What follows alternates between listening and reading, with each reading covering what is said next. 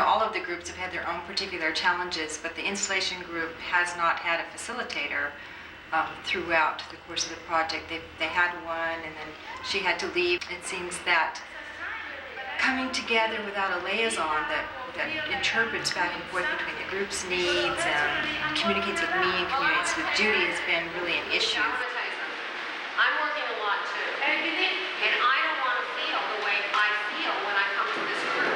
It's totally different from every other group.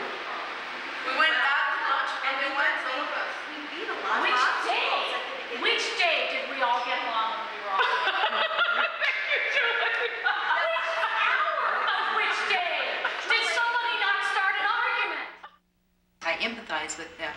The nice thing about this project, the collaborative project, is that we're able to come together, sort of dump out all the problems, even if it's a heated conversation, whine about it, come up with some solutions, and then move on. I became facilitator of the group by default. We met as a group for lunch on Mondays, and then we met with Judy at 3 o'clock.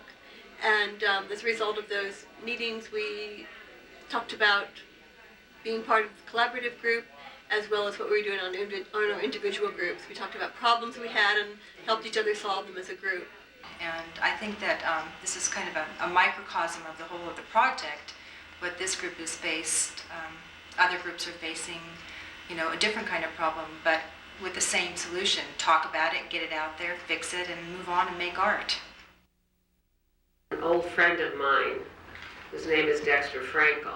She's a very, very gifted exhibition designer, and she is going to become involved in the project as a sort of exhibition coordinator and facilitator, helping each group format their work in terms of how it will be exhibited, and then helping them actually install and exhibit ready work. Having Dextra involved, helping people bridge that gap and helping them actually think through at the beginning, for example, when they're starting to plan what they want to do, helping them actually have to think about doing it in a particular space and what that means, and how do you actually think about presentation when you're still formulating your ideas. That's all part of professional art practice. And so that will become a very integral part of the project. I'm just worried about if some of them are foot tall. You can have legs, but you can put cloth around it, or masonite. You don't know how we're planning on showing your work. Do you want to come over here? This model that you made, Matt, really helps to visualize and place everyone's work. We decided to put it in the middle, so it'll have spotlight. This is where they walk on down to the rest of the gallery, and it'll be like a treasure. I mean, what is it you want to propose for the future? We've got 10 different artists, all with strong ideas, trying to agree.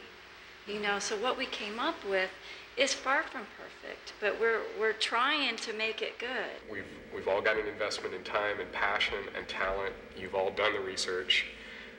And so identifying that reaction, that initial reaction, wherever it is in your body, no, we're not going to do it your way. The other sensation to focus on is, what does it feel when you are absolutely convinced, deep in your heart, of a passionate belief? It's very different than your ego. It's not something that you want to fight for, it's something that you want to see happen. It's something you're willing to work for. We've drawn from all of those components to create this and see if we've gotten, in fact, the strongest elements. In theory, this should have the best of all of your ideas.